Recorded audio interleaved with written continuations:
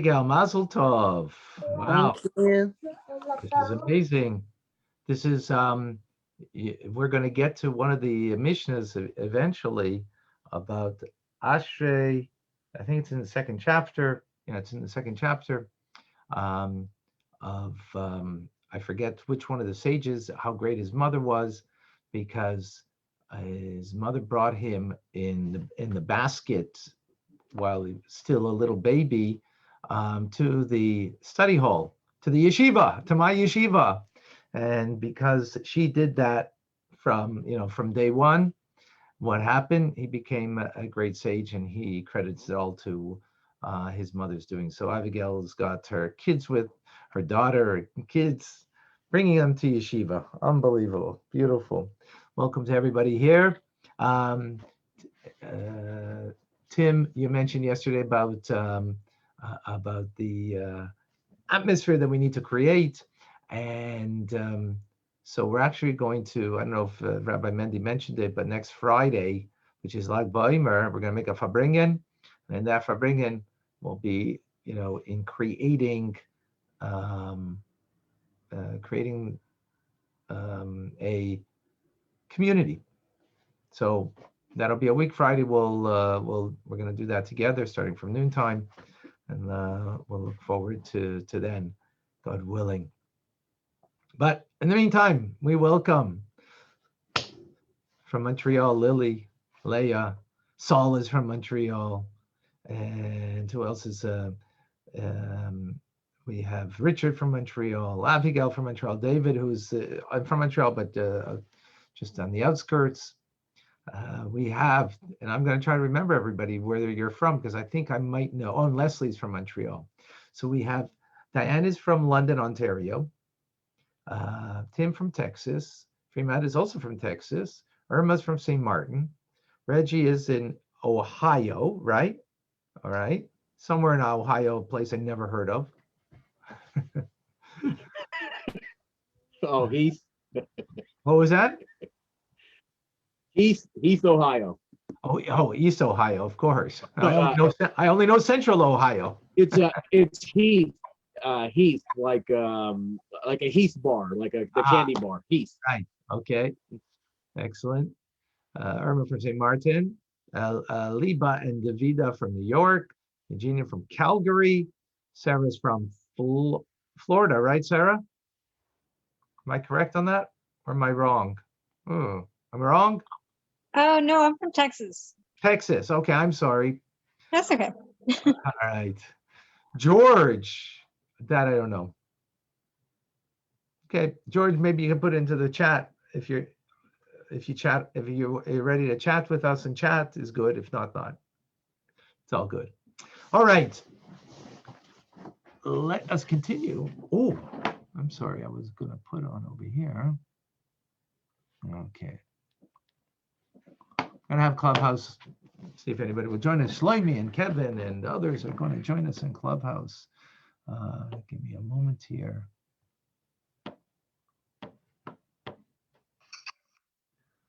Hello, everybody, and welcome. Rabbi.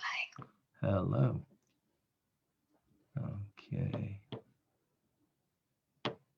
Okay. All right, folks. We are doing Pirkei Avos, ethics, Jewish ethics, which is always enjoyable. We are on our fifth Mishnah in the first chapter. Let us get into the meat of the topic right now. Okay. So those who can see on a screen from those that are on Zoom, I'm going to read it so that everybody can hear the teachings. So I'm going to read in Hebrew and then translate it as we go along. Yossei ben Yochanan, Yossei, the son of Yochanan, Ish Yerushalayim, a man of Jerusalem, a Jerusalemite, or Yerushalmi as we say it in Hebrew. Omer, he would say. He said a lot of things, but this is kind of his specific teachings. Yebeischa petzuach l'ravocha. Let your home be wide open. Okay. So first of all, one question, and I'm going to ask a few questions as we go along. One question is, why is Yossei ben, the son of Yochanan, saying this particular teachings? So we want to understand his relationship to it. And what is he saying? Your home should be wide open. What does it mean wide open? Aniyim b'nei beischa. And let the poor be members of your household.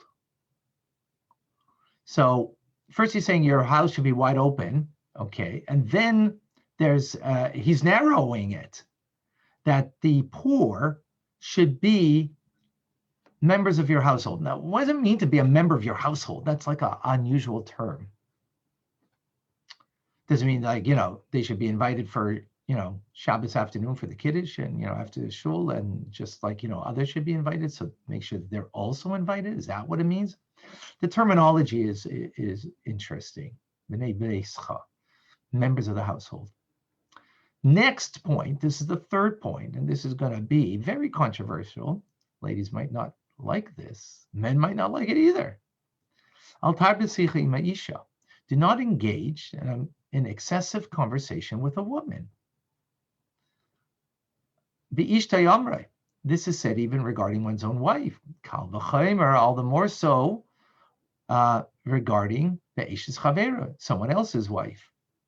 Mikan Amru Chachamim, from here, our sages said, Kol Amar v'sicha ima isha, one who excessively converses with a woman, la'atzmei, causes evil to himself, and neglects the study of Torah. I really don't like this one. Yeah, as I said, I prefaced that. I beat you out. I beat the ladies out on this one. I said it to begin with. And in the end, inherits purgatory. Woo! That's like a very, yeah. I'll be honest with you, there's many rabbis, when they teach Pirkei Avos, Jewish ethics, they skip over this one. I'm not skipping over anything. I'm not embarrassed by it. I questions about it. Need to understand, what does this mean over here?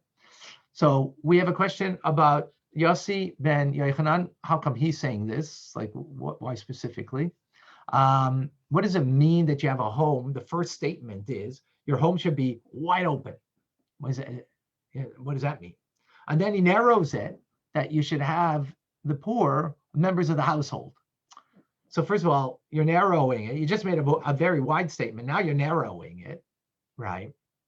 But also you're now putting, not only narrowing it to the poor, but what do you mean members of the household? What does that mean exactly? Like, what, you should adopt them or something, or that you should, what does that terminology mean? And then the third thing, first of all, we need to understand the relationship, the first and the second, from the wideness to the narrowness. And now with a woman, you shouldn't be excessive conversation. Like, what does that mean?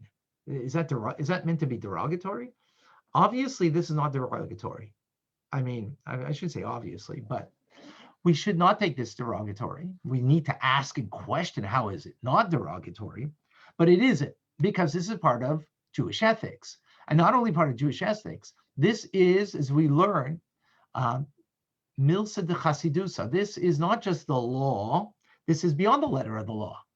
So in other words, this is acting in a very appropriate way with your wife. This is what, and beyond the letter of the law, in other words, this is what the suggestion is. So that itself needs understanding. How so? I don't quite, doesn't swallow so easily that way, or anyway. So we need to understand that.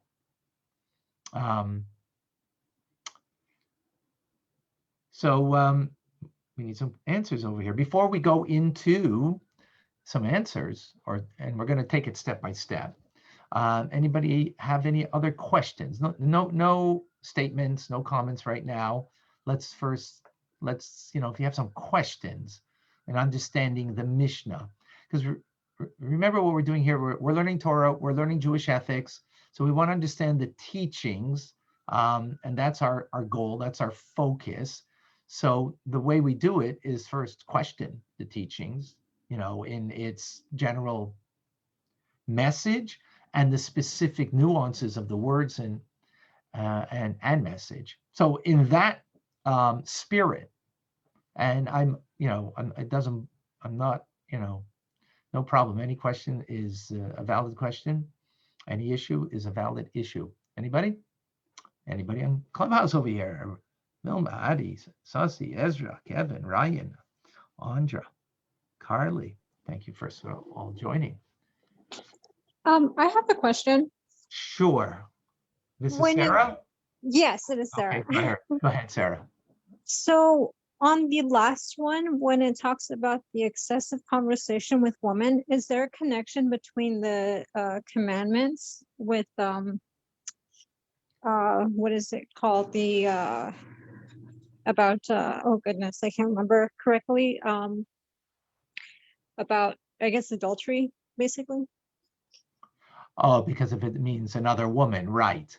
Right. All the more so, right? That's part of, inheriting purgatory, right? In other words, if you're going to be excessively, and we're going to get into the terminology over here because everything is very precise. So when we understand the wording appropriately, then we'll get the whole context of what we're saying over here. But you're correct in that's speaking about with other women that is not your wife. But remember that this is speaking about one's own wife.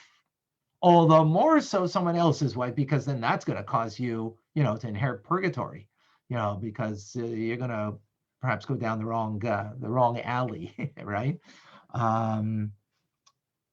So yes, absolutely. Sussy. Hey, I thought maybe because men need to listen, not speak. Good one. I like that. Okay. We're right now we're asking questions. Where the answers we're going to get to in a few moments, because I want to take this in a step by step, because remember that the statements here are said step by step. So it's important that we don't jump to the last thing that everybody's, hey, what's going on over here? What do you mean excessive talk and so on and so forth? So we're not going to start there for the answer, because that's not the first statement. Is that fair enough? But Yeah. But I like what you said. Think like a woman, right? Think like a woman. Exactly. All right. Very good. Excellent. Okay. Let us now. Let's. Okay. So we're going to start with the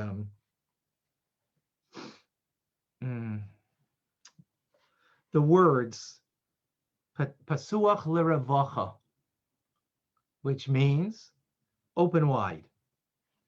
So first of all, can anybody give me someone that they can think of whose home was wide open?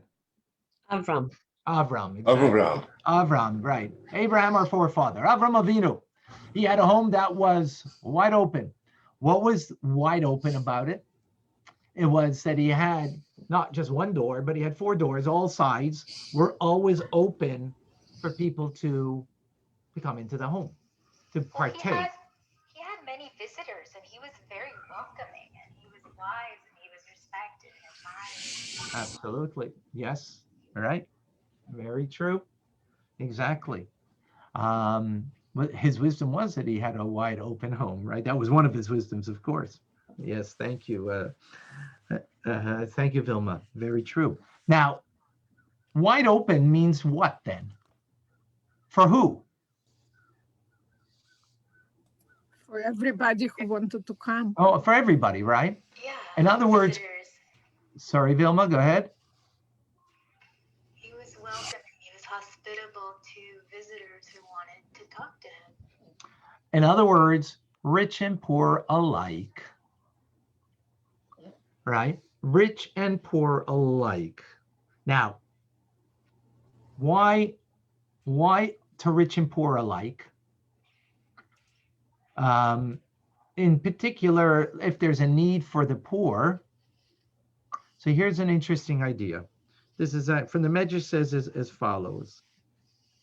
If you are very hospitable, but particularly to the poor, because the poor need it more than the rich, obviously, right? They need it more. But if you single out the poor, what will happen? What's going to happen? They're going to feel like they're charity. Exactly. They're going to feel like they're a charity case. Thank you, Saul. They're going to feel like a charity case. All the poor people are here, right? But if the poor are mingling together with the rich, sitting at the same table, eating from the same food on Shabbos, they're not going to feel, not only they're not singled out, but they're also rubbing shoulders with the rich, with what they would probably in their own estimation feel that are the more important people, right? That's how their human nature is, that's how they're going to feel. But look at that. This host opened up for all, and therefore not only did you take care of the poor, right, but you actually made them feel rich because they sat and rubbed shoulders with the rich, right? That's what the Medrash says. A beautiful thought. And therefore, the Mishnah starts with wide open for everybody. Everybody, right? By the way, in Hebrew, when you read the words "Hi beitcha pasuach l'ravocha," it reads two ways. Your home should be open, wide open, or your home will be wide open. What does that mean? What does that mean? What do you mean it will be? Isn't this told to you that you should? Right? It's it's should, shall, right? In English. So the Medrash continues and it says that a person who has this attitude, that has their home open to all, to rich and poor alike, treating them, someone is in second class, then your home will be open to God's infinite blessings because of how you are treating everybody alike. Rabbi? Yes, go ahead. Can I take, just a thought just occurred to me, it may be way out, but go ahead. Could this be an example to synagogues that they should be open to everybody and not make any distinctions or anything? That's a good question. I don't know what you mean by distinctions. Or you're going to put, the person who gave $1 million. You're not going to put a plaque on the wall, and the person who gave $1 million, you're going to put a plaque. I don't know about that. But there are plenty of places, I don't know. I don't know what you mean by. Another synagogue needs to be open to all. That's true. 100%. Okay. That's true, and you shouldn't, be making feel important the rich people, and the poor people made not to feel important. That point is 100% correct. Yeah. Okay. Yeah. That point is 100% correct. Yes. Yeah. Right. But by the way, you know where that begins? In our own home. Yeah. We'll do it in our own home, so then we'll be able to do that in God's home. Very good. Thank you for sharing that, Sol. That's a very important and good point. Okay, so that's the first idea over here. Actually, I want to share with you. Aleph Institute is a wonderful organization that helps Jewish prisoners. And many moons ago, this is going back in the 80s at some point in the 80s, there was a Shabbaton in Crown Heights in Brooklyn, New York, the world headquarters of Chabad, 770. And there were inmates that were allowed to come out of prison under, proper supervision to partake in a Shabbaton by the Rebbe. And that Shabbos, they were so lucky. They got to be by the Rebbe's Farbringen. There was a Farbringen that Shabbos. So Rabbi Schoenberg Lipsker, who then the head of the organization, right? He's still the figurehead at least. He wrote to the Rebbe about these inmates. I don't remember, maybe 10, 15 of them. I don't recall how many. And the Rebbe wrote back, first of all, thanking for the activity. He said that by the Farbringen, they shouldn't all sit together in a cluster. They should be spread out throughout the synagogue. And the Rebbe explained, because if they will all be together, people will see them. Oh, who are they? And of course, they were responsible. Oh, they're the prisoners. They're the inmates, and they will be pointed out as, as they're the one to be pitied upon. And the Rebbe didn't want that. The Rebbe didn't want it. Now, no one's going to say anything to them, obviously, right? But, a look could kill. And even if the look wouldn't kill, the fact that I would look upon someone that way, and say, oh, and then think to myself, and no one even knows what I'm thinking. But to myself, I am looking at them in such a way, to have pity upon them. Nebuch, these are the criminals, these are da. The Rebbe didn't want that. And therefore have them scattered so that they shouldn't stand out and then be looked upon in such a way. Amazing. Amazing story. And this is the idea over here. Your home is open to all meaning in an equality, in an equal manner. And you're not pointing out one different than the other, which, by the way, sometimes becomes a challenge, I must admit. Yeah, well, This is a challenge. Actually, I'm open to the challenge now, but the Quebec government isn't allowing us, Saul, that we can have anybody over to the house. So I don't have anybody over to the house for Shabbos or whatever anytime, because we're not allowed to have anybody in your home, right? But I'm open up to the challenge. But sometimes I must admit it is not so easy, because sometimes you have someone in particular who they might be new, or they might be in a raw moment that they need more your attention, or sometimes, like, how do you prioritize, or even not prioritize, how do you sometimes even seat someone at your table? It's not so simple, not so easy. And I'm very cognizant of it when on the holidays, and when my son is home, for example, Shneezalman, so he would help me, because I tell him, Shneezalman, let's work this out now. Like, where should we ask people to sit? People are hesitant. They're coming to your home. They're not going to take a seat without, you could just say, sit wherever you want, but they're not always so comfortable. And you actually want to sit them where they will be more comfortable, because maybe, they sat next to this person, they know this person, but maybe this person knows somebody else better. And the dynamics perhaps, so what would be best. But it's a challenge, because I'm always feel that. And I feel, I don't want to hurt somebody's feeling that maybe, because someone's got to be at the end of the table. Someone's going to be next to me. Someone's going to be halfway in the table, maybe in the mix of things. Sometimes it's real royal pain. But anyways, just letting you know some of my, but I'm open for the pain. We should be able to have guests over. that would be nice. Yes, it'd be very nice. Okay, let us continue in this Mishneh over here. And so the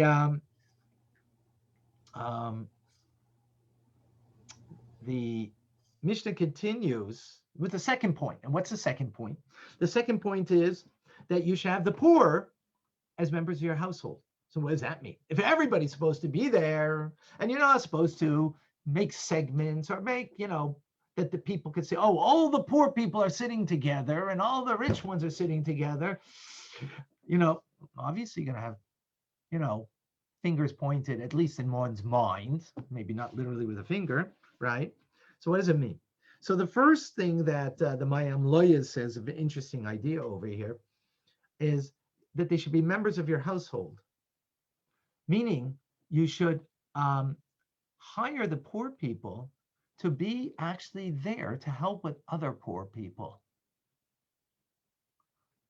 And even when it comes to distributing charity, to being charitable, have part of members of your household, meaning that they're part of your household in the sense that you are using them for things of the household, like if you're a philanthropist, distributing charity. Why would you have the poor person helping? Anybody? Helps people to restore dignity. It goes a long way to helping them. To Yeah, but get the why? dignity. You mean for the poor person to restore his dignity? Yes. Okay, excellent. Okay, but what if that guy's not poor anymore, was poor? Let's say, he's not poor because after all, you get, I guess if you gave him the job, so then he's not going to be so poor anymore, right? Another reason. Another reason? Anybody? Well, who is the best person to be charitable to others? If Someone who knows, someone who knows where the, Thank you very much, Leah. Beautiful. Someone who's been there. If you haven't been hungry, if you don't know what it means to go without whatever things that you've gone without, it's going to be harder for you to be empathetic for those who are coming around.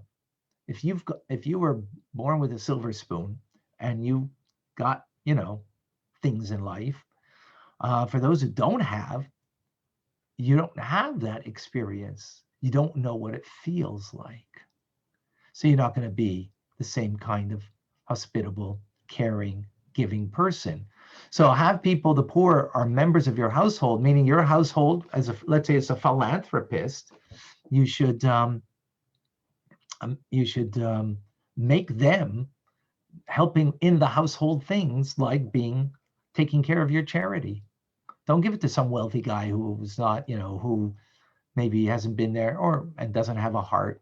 Give it to someone who has a heart, and especially has a heart because they've been there, which teaches us an amazing thing. I want to now deflect on that or bring that to a different place. And that is like this. Why? And this teaches us an amazing idea. God gave us an animal soul, correct? You ask God, what do you give me an animal soul for? That I have to fight and battle, that disrupts my connection to you.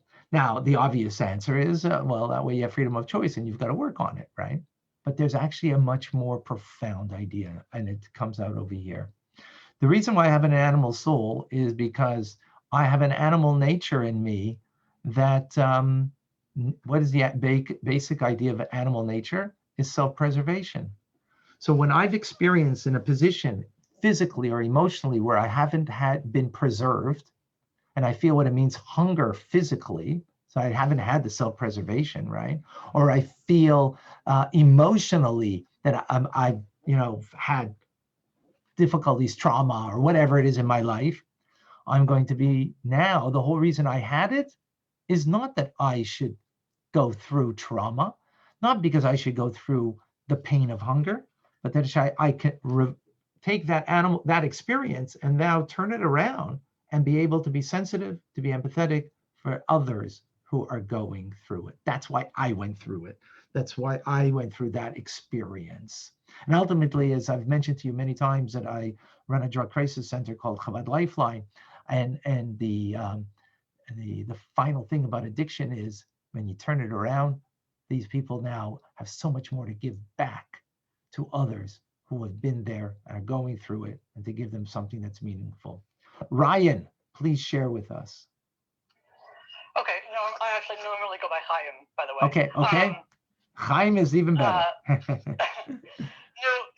couldn't you also say that making the poor person a member of your mishpacha on a more, I'm totally masking with what you're saying, but couldn't you say on a more pshat level that what it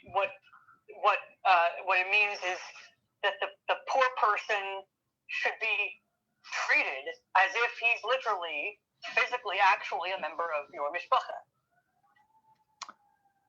Ryan, beautiful what you just said. That's what the Rabbeinu Yoina says in explaining. I was giving you the Mayam Loya's explanation, and the next, you're right, the other explanation, or I mean, there's many explanations, but is exactly as Chaim just said. Simply put, just as you have joy in your own children, have a joy in them being part of your household, right? Your own kids, you'll have pride and joy in things that they accomplish. Have the pride and joy in those poor, likewise, as they're members of your household. Yeah, so that's very true. And that is what the Rabbeinu Yoina explains. What I was first explaining was the Mayam Loya's explanation, that we have them part of our household, literally like household members, meaning part of the staff, so to speak. On a deeper level, as Chaim just mentioned, the Rabbeinu Yoina explains, treat them in such a way that they feel that they're members of your home. Which of course is, even a greater, that might be pshat, Chaim, but actually, in fact, a more difficult task, right? That makes sense, yeah. Yeah, it's a more difficult task, to be able to feel that they're part of the household, and just like you have pride and joy in your own kids, you should have pride and joy in them too. Now, one reason is simply because if you won't, who will, right? They don't have someone to have that pride and joy. So they need someone that has that pride and joy in them. And that's on one level. On a deeper level is, in the end, there is that essential bond that we have, that even though they're not my kids, but they're part of the household, I make them feel so, comfortable, that and so much, not just comfortable, but feeling, the ultimate comfort is that you take comfort in them, you take joy in them, right? That you take joy in them. That's the ultimate statement. Thank you for sharing that, Chaim. Okay.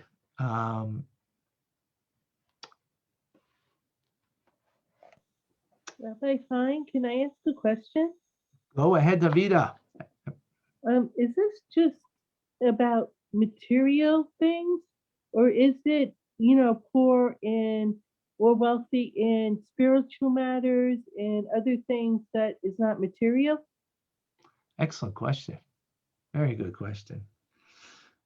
I would answer yes, but I'm not clear. I haven't looked at all of I'm far from looking at all the commentators, but I need to look at more things to see where that says specifically. My hunch is yes. But think about it, take it from the Rebbe's story with the inmates, right? What was their poorness? Their poorness was not about money. I mean, maybe some of them were wealthy. Who knows? They had maybe, not they could use the wealth in prison, but once they get out of prison. So their poorness was the fact that they're incarcerated, right? The fact, of a character quality that might be questionable. Their character might be questionable because of the actions that they took. So in that respect, they're poor. So likewise, imagine you have scholars, this ties in with the previous Mishneh that we learned yesterday, right? That your home should be a home of scholars, and that you should be, open up your home to scholars. Now we're going beyond that, and we'll tie it in more later. That now your home should be able to do kindness to others. Yeah, well, actually, to tie it in right now, very simply, yesterday was how do you learn? How do you have Torah and divine wisdom that you can bring into your life? And then the divine wisdom of Torah, she needs to be translated into acts of loving kindness. The first thing, wide open home for all, and then the poor, whether they're poor materially or spiritually, because if you bring the spiritual poor people to your table, you put the scholars all around you and all the ones who know nothing at the end of the table, and you don't mix them together perhaps, or do something that, that they don't feel pointed out or that they are different. So then, you've definitely have not made them comfortable and made them part of your household, right? So yeah, I would say it does, but it must be the simple explanation. Okay, let's now go into the final thing, that is a challenge, a difficulty. What does it mean? And also, what does it mean that you should diminish your chattering with your wife, your conversation, and all the more so with another person's wife? Okay, that part might not be so difficult, but your own wife, what does it mean? So the word here is sicha, and sicha means simple conversation. So there's many ways to understand this. First of all, the Mishnah does not mean at all to diminish the love that there should be between husband and wife. Certainly that is important. It's something we've been speaking about, that the Rambam, Maimonides, says that you should exceedingly respect your wife more than you respect yourself. More than you respect yourself, you should respect your wife. So obviously that has to fit in with this. And then love will flourish. Love will come thereafter, something we've been speaking a lot about.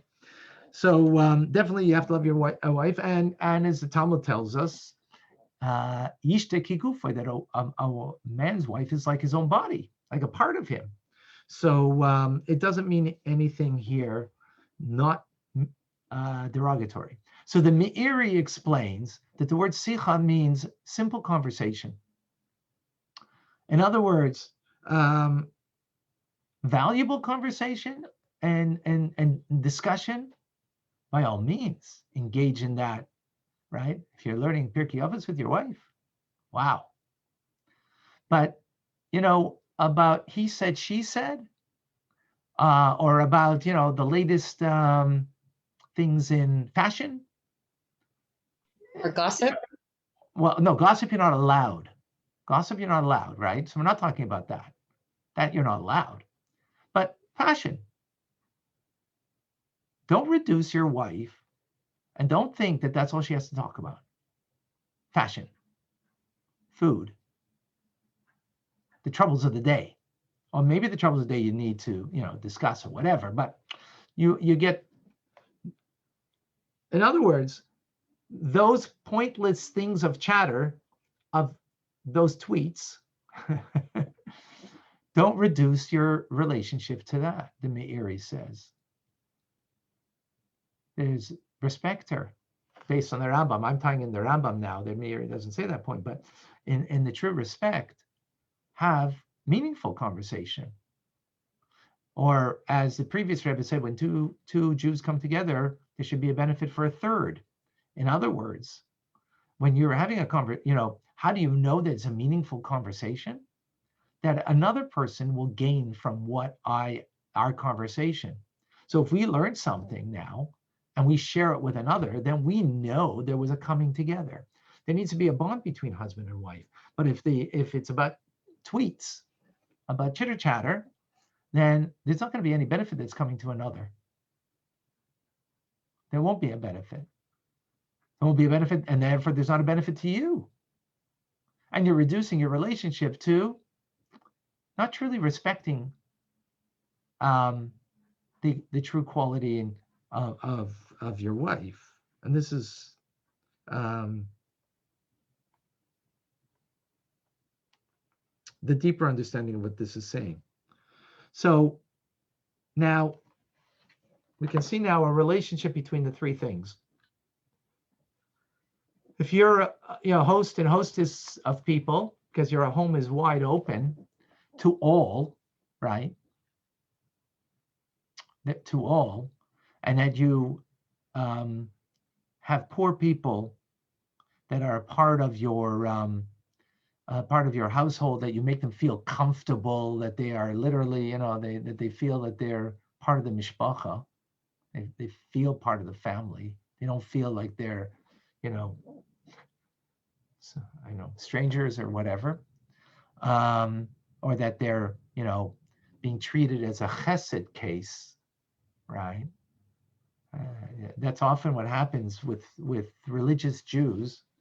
I must tell you, this happens with religious Jews often, is that they see a nebuch, nebuch, I don't know how to translate that into French, let alone English, but down and out, A poor person, a pitiful person. A pitiful person. Thank you, Chaim. Thank you. Well said. A pitiful person, right? And so you treat them as a charity case, because after all, there's a great reward, and and so on, and therefore you treat them in such a manner. This is what the Mishneh is coming in and telling you. Yeah, there's great reward if you're going to be there for somebody and help them out, but don't treat them as a chesed case, as a needy case. Make them part of your household, just like your own kids. You don't treat that way, right? Your own children. So the bnei beischa, they are part of your home, like your children. You wouldn't treat that way.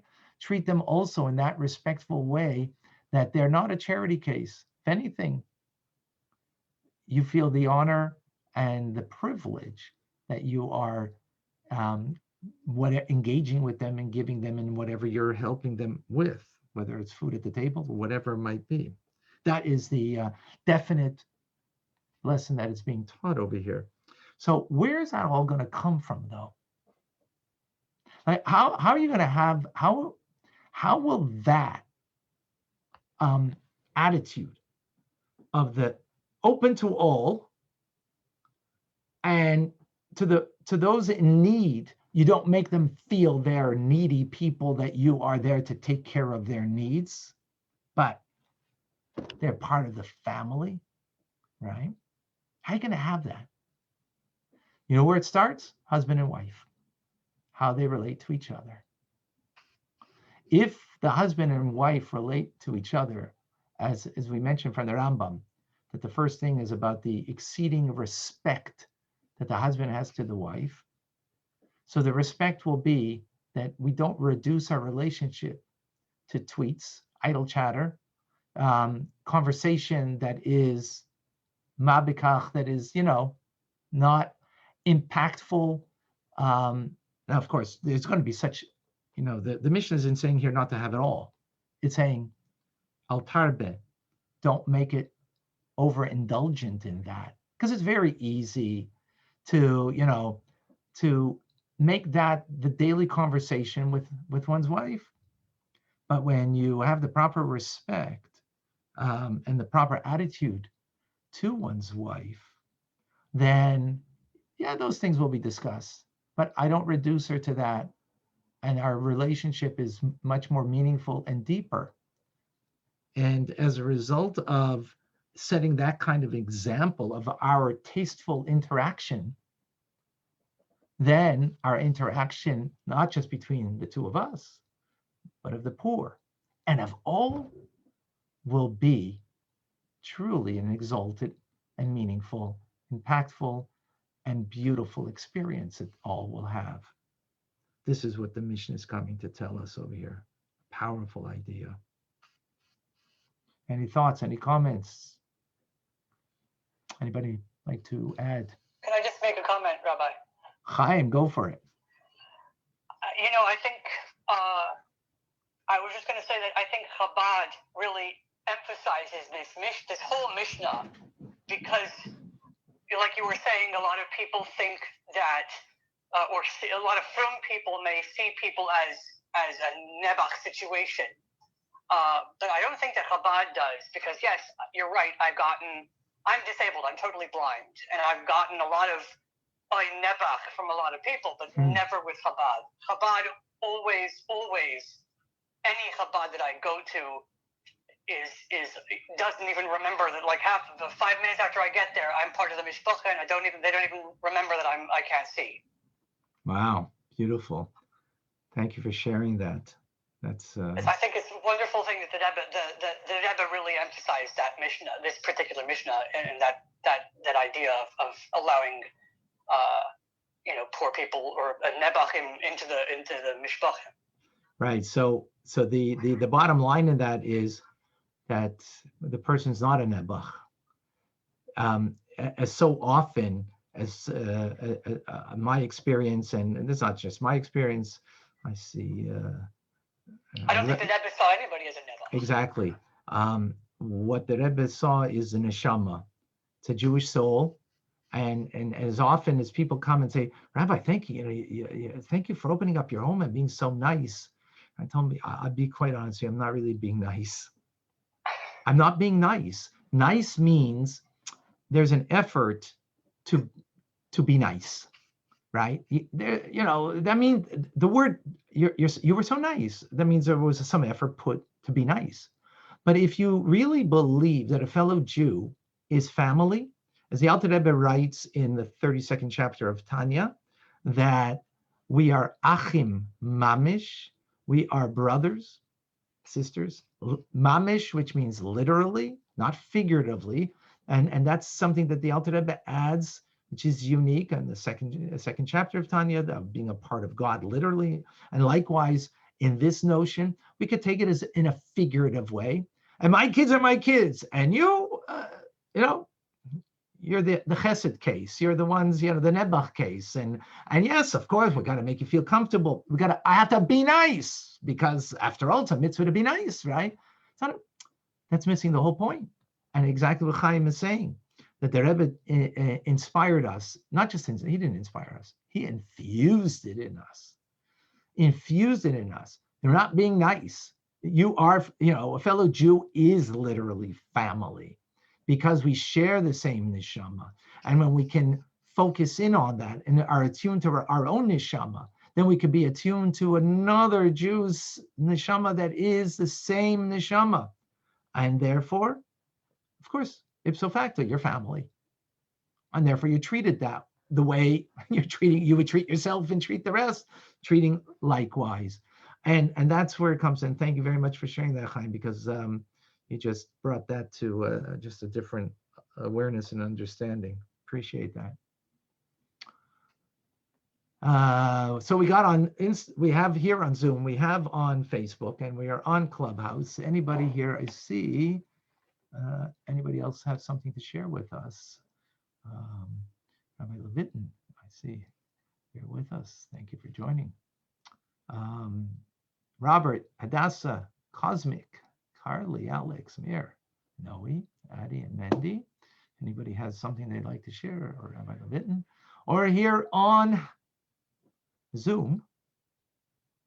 We've got anybody? If not, we're going to close up today's lesson, and God willing, we will continue our conversation tomorrow with more goods, more teachings, and more ideas.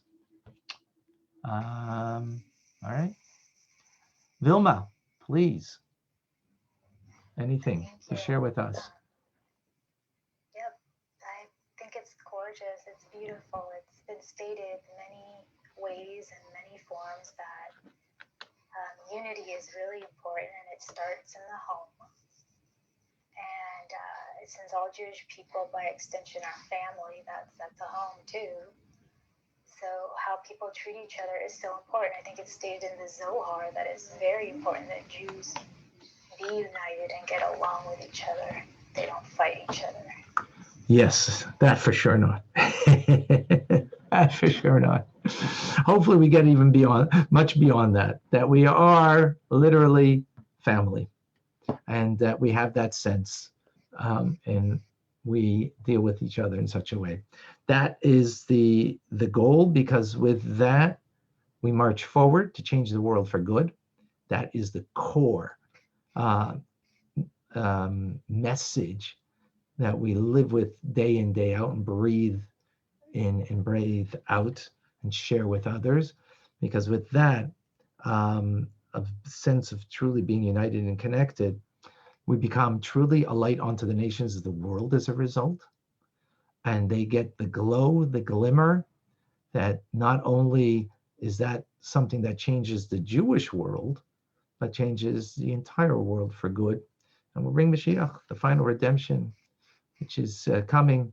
And as we've spoken, soon to have a course on that, which we invite you all to be a participant, the new JLI course. All right, folks, I'm Rabbi Ronnie Fine, coming to you from Chabad Zichron Kadeshim, here in Montreal, Canada, with friends around the globe, and many here in Montreal. And once again, we want to say Mazel Tov to Abigail. Mazel tov. She's amazing. Thank you. Just giving birth 2 days ago, and she's back learning with us. And not only is she learning, but she's bringing her children now, Beautiful, to come and learn, so that they should also be infused and inspired by the teachings. Thank you. Have a wonderful day. Thank you, everyone. Thank you. Thank you. Mazel Be well. tov. Rabbi. Thank you. Thank you.